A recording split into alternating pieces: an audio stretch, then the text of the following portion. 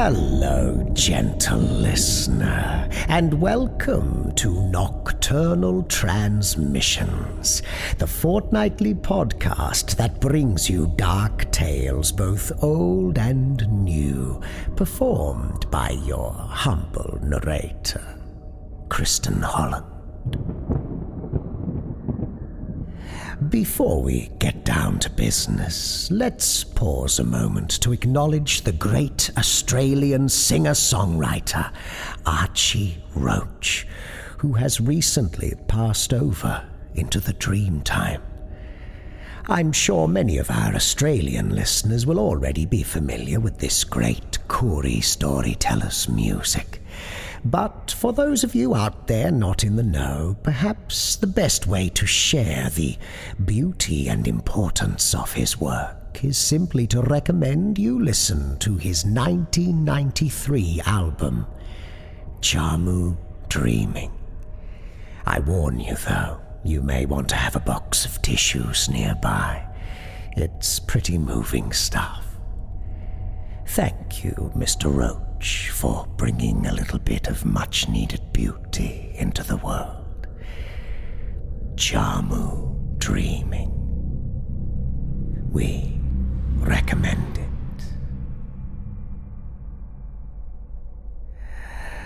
Oh dear, now I'm feeling all maudlin and sentimental.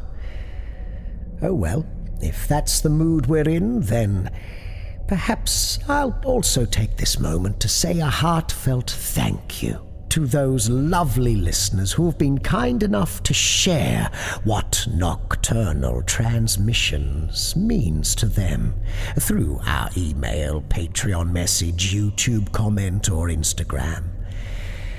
We've been sorely tempted to read out some of the kind words we receive from you on the show, but, I don't know, it just feels a bit vulgar to go splashing around nice things people say about you. I'll just say that your words mean a great deal to us, and continue to inspire our humble narrator to dig ever deeper into his black little soul in order to create sinister content for your enjoyment. And please, if you get a real kick out of a particular story, do seek out the author and see what else they have to offer you. We humbly request that you support them as you do us. After all, Nocturnal Transmissions is always essentially a collaboration. And I think we all know that it is the writers doing the bit that really matters. Anyway, back to your feedback. One particularly lovely bit of feedback we received came from our beloved acolyte, David Weaver. He certainly got us right in the feels, as they say. During our conversation, he mentioned his enjoyment of Anansi stories. In case you're not aware, Anansi is the trickster spider from West African folklore, who is said to be the owner of all stories. Yes, gentle listener, so much for copyright. You legal eagles are all living in a fool's paradise. Anansi owns all tales. So, you're probably wondering, how on earth did a spider secure all publishing rights in perpetuity for the entire length and breadth of fictional, allegorical, mythological, and whimsical narrative as we know it? Well, I'm glad you asked. Nocturnal Transmissions is proud to present, as requested by David Weaver, All Stories Are Anansi's.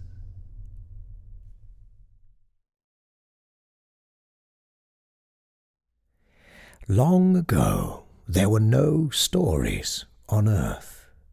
In those days, all stories belonged to the sky god, Nyame, who kept them in a box beneath his throne.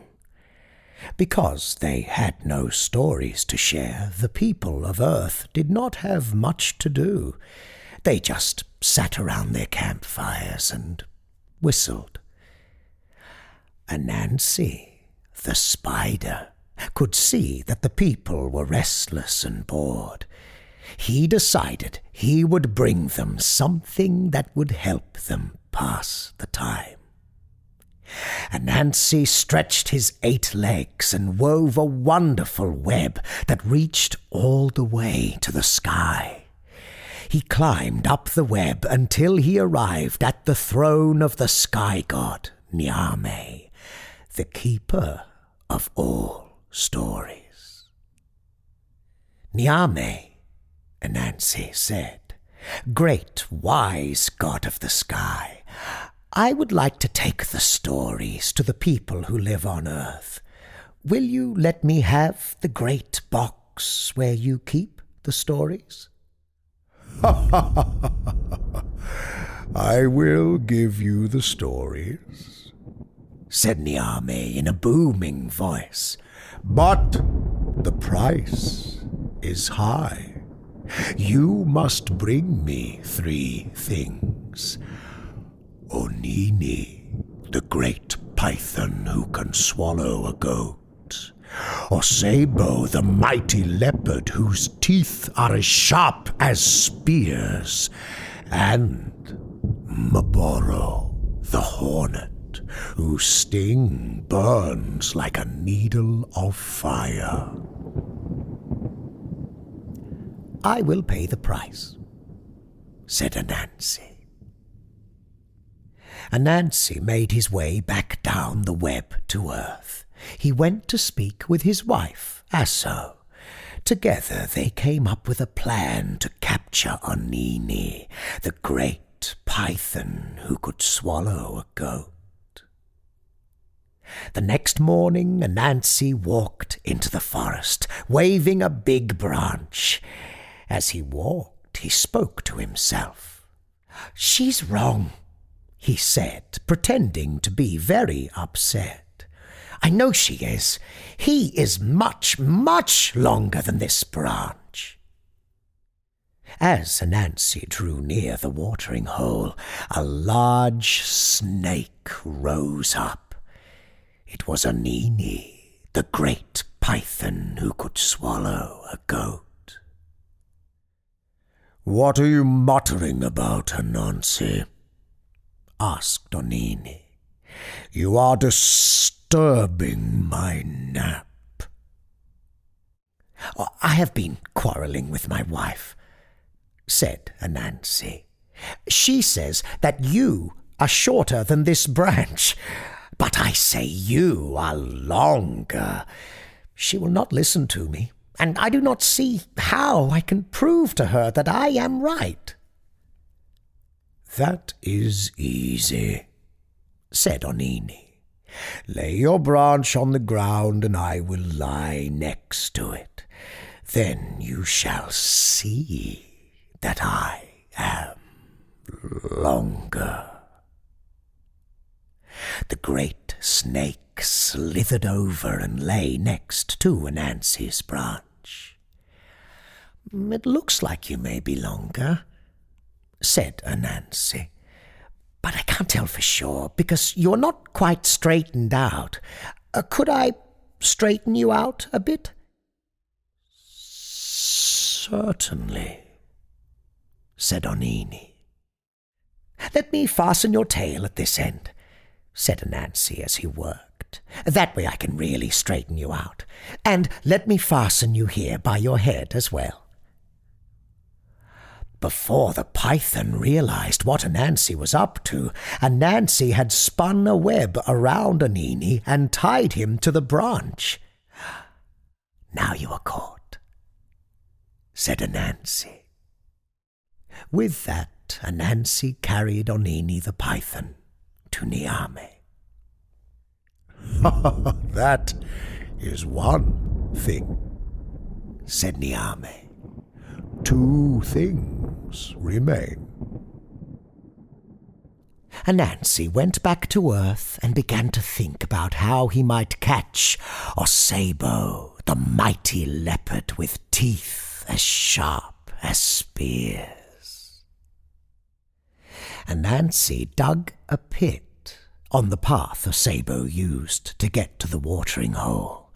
He lay branches across the pit and covered the branches with sticks, leaves, and dirt.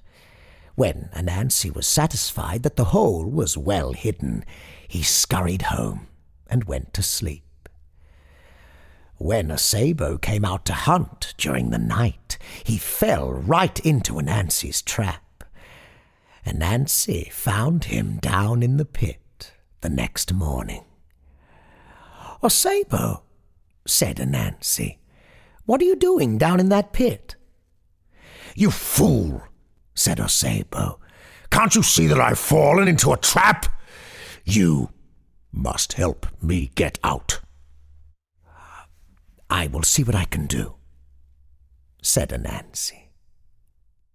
Anansi found a large willow tree and bent the top of the tree over the pit. He spun 2 silky cords and used them to hold the tree down.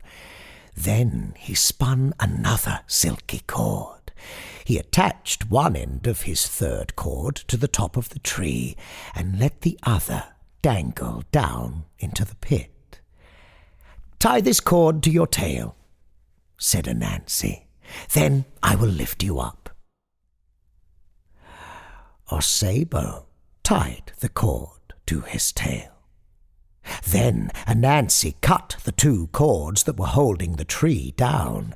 The tree sprang back to its original position, carrying Osebo with it. Osebo dangled from the tree. "Now you are caught," said Anansi. Anansi wove a web around Osebo the leopard and carried him to Niame. The sky god was impressed.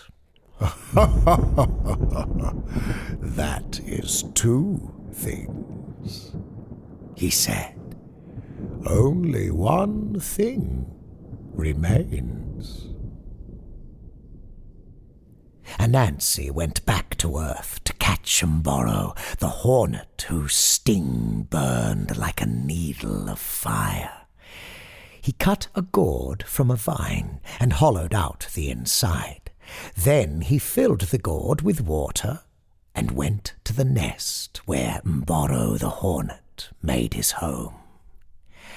Anansi poured some of the water in the gourd over his own head. Then he dumped the rest of the water on the hornet's nest. Mboro the hornet came out buzzing angrily. He saw Anansi standing nearby, holding a leaf over his head. "Oh my," said Anansi, "the rainy season seems to have come early this year, and it looks like you have no shelter from the rain. Would you like to take shelter in my gourd until the rain goes away?" "Thank you, Anansi," said Mboro the hornet as he flew into the gourd. "You're welcome," said Anansi, as he closed up the opening in the gourd with a leaf and wove a web to hold the leaf in place. "Now you are caught," said Anansi. Anansi carried Mboro the hornet to Niame. Niame was very impressed. "That is the last thing," he proclaimed. "You have succeeded, Anansi, where many before you have failed. You have paid the price." Then Niame called out in a voice like thunder, "Listen to me! Anansi has paid the price for the stories of the sky god, and I do hereby give the stories to him. From this day forward, all of the stories belong to Anansi. Whenever someone tells one of these stories, he or she must acknowledge that it is Anansi's tale. Anansi took the box of stories back to Earth and shared them with the people. The people were grateful for the stories and told them to their children and to their children's children, who told them to their children, and so on. Even to this day, these stories are known as Spider Stories.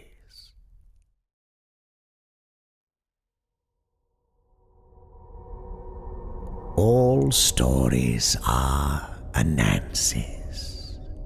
This work is based on an original work of the Core Knowledge Foundation, made available through licensing under a Creative Commons Attribution Non-Commercial Share-alike 4.0 international license.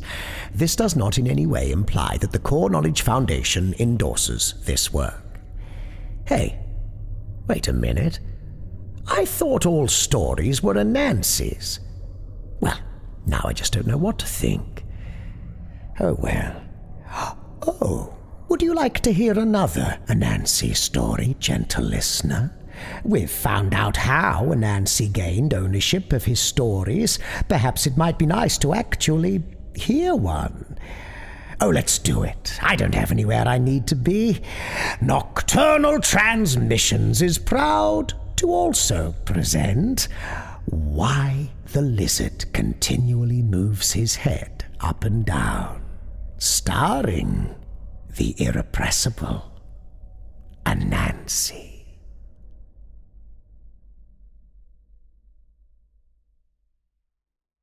Why the Lizard Continually Moves His Head Up and Down. In a town not very far from Anansi's home lived a great king. This king had 3 beautiful daughters whose names were kept a secret from everybody except their own family. One day their father made a proclamation that his 3 daughters would be given as wives to any man who could find out their names. Anansi made up his mind to do so.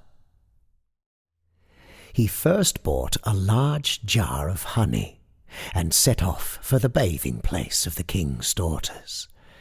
Arrived there, he climbed to the top of a tree on which grew some very fine fruit. He picked some of this fruit and poured honey over it.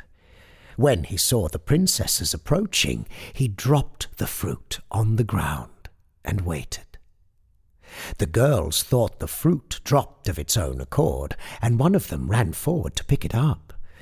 When she tasted it, she called out to her sisters by name to exclaim on its sweetness. Anansi dropped another, which the second princess picked up, she in her turn calling out the names of the other 2. In this fashion, Anansi found out all the names. As soon as the princesses had gone, Anansi came down from the tree and hurried into the town. He then went to all the dignitaries and summoned them to a meeting at the king's palace on the morrow. He then visited his friend the lizard to get him to act as herald at the court next day. He told Lizard the 3 names, and the latter was to sound them through his trumpet when the time came. Early next morning, the king and his court were assembled as usual. All the dignitaries of the town appeared as Anansi had requested. Anansi stated his business, reminding the king of his promise to give his 3 daughters to the man who had found out their names. The king demanded to hear the latter, whereupon Lizard sounded them on his trumpet. The king and courtiers were much surprised. His Majesty, however, could not break the promise he had made of giving his daughters to the man who named them. He accordingly gave them to Mr. Lizard. Anansi was very angry and explained that he had told the names to Lizard, so that he ought to get at least 2 of the girls, while Lizard could have the 3rd. The king refused. Anansi then begged hard for even 1, but that was also refused. He went home in a very bad temper, declaring that he would be revenged on Lizard for stealing his wives away. He thought over the matter very carefully, but could not find a way of punishing Lizard. At last, however, he had an idea. He went to the king and explained that he was setting off next morning on a long journey. He wished to start very early, and so begged the king's help. The king had a fine cock, which always crowed at daybreak to waken the king if he wished to get up early. Anansi begged that the king would command the cock to crow next morning, that Anansi might be sure of getting off in time. This the king readily promised. As soon as night fell, Anansi went by a back way to the cock's sleeping place, seized the bird quickly, and killed it. He then carried it to Lizard's house, where all were in bed. There he quietly cooked the cock, placed the feathers under Lizard's bed, and put some of the flesh on a dish close to Lizard's hand. The wicked Anansi then took some boiling water and poured it into poor Lizard's mouth, thus making him dumb. When morning came, Anansi went to the king and reproached him for not letting the cock crow. The king was much surprised to hear that it had not obeyed his commands. He sent one of his servants to find and bring the cock to him, but of course the servant returned empty-handed. The king then ordered them to find the thief. No trace of him could be found anywhere. Anansi then cunningly said to the king, "I know Lizard is a rogue because he stole my 3 wives from me. Perhaps he is the thief." Accordingly, the men went to search Lizard's house. There, of course, they found the remnants of the cock, cooked, ready to eat, and his feathers under the bed. They questioned Lizard, but the poor animal was unable to reply. He could only move his head up and down helplessly. They thought he was refusing to speak, so dragged him before the king. To the king's questions he could only return the same answer, and his majesty got very angry. He did not know that Anansi had made the poor animal dumb. Lizard tried very hard to speak, but in vain. He was accordingly judged guilty of theft, and as a punishment his wives were taken away from him and given to Anansi. Since then, lizards have always had a way of moving their heads helplessly backward and forward, as if saying, "How can anyone be so foolish as to trust Anansi?"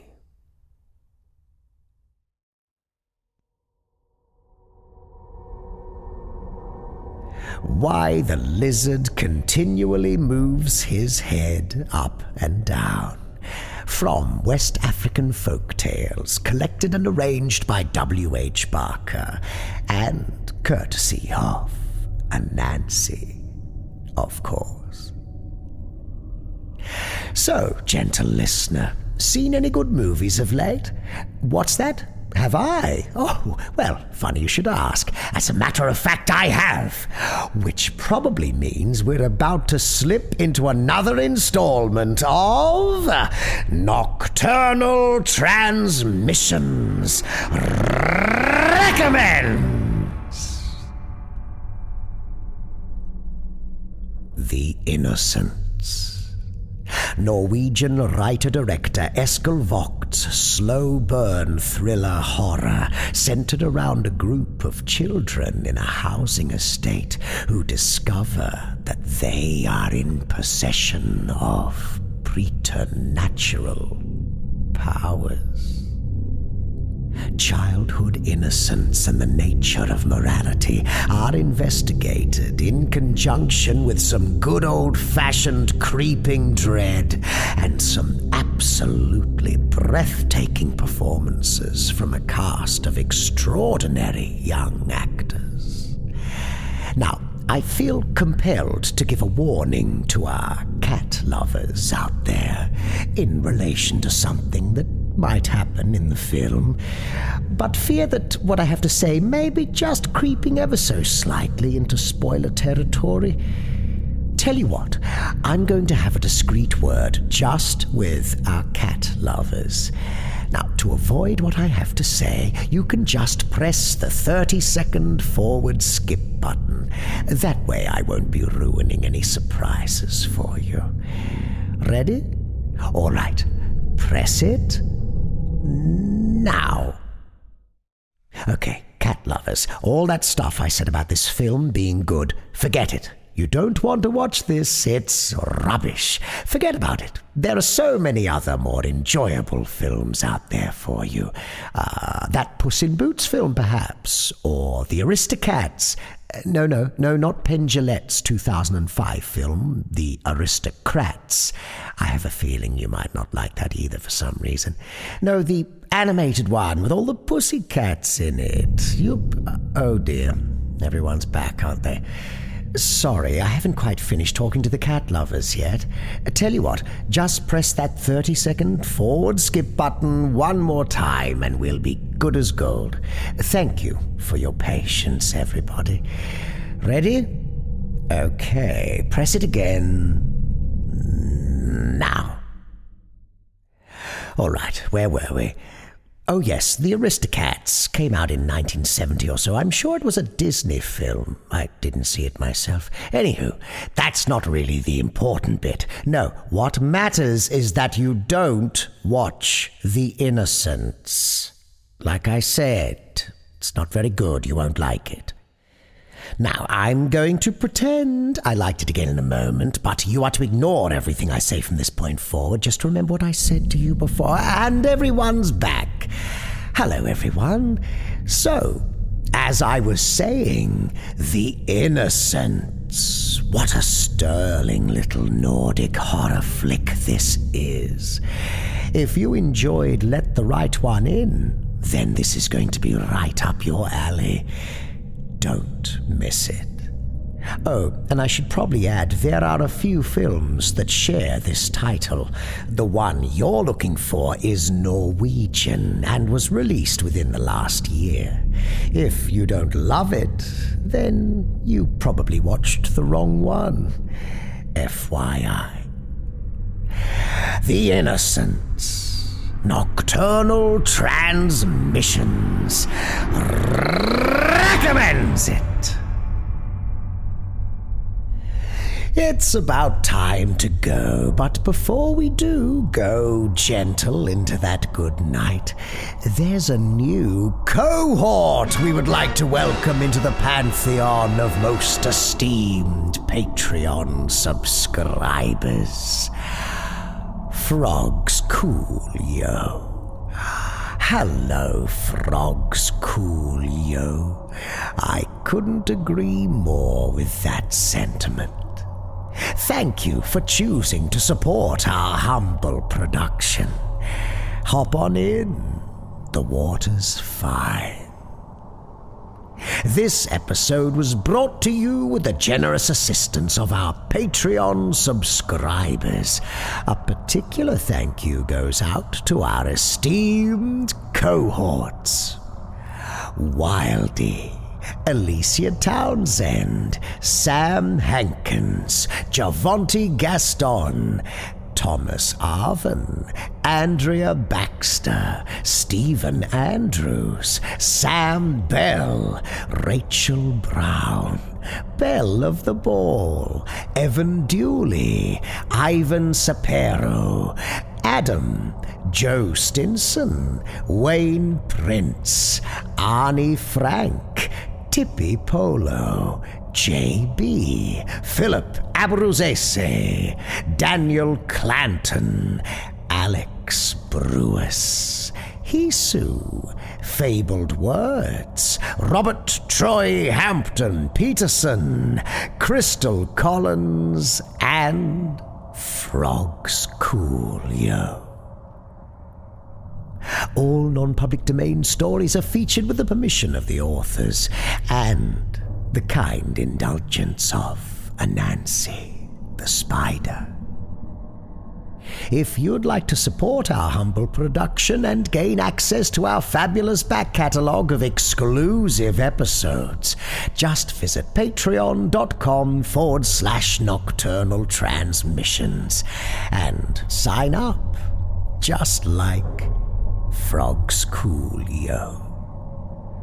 Until next time, as always, watch the skies, fear the dark, and don't trust anyone,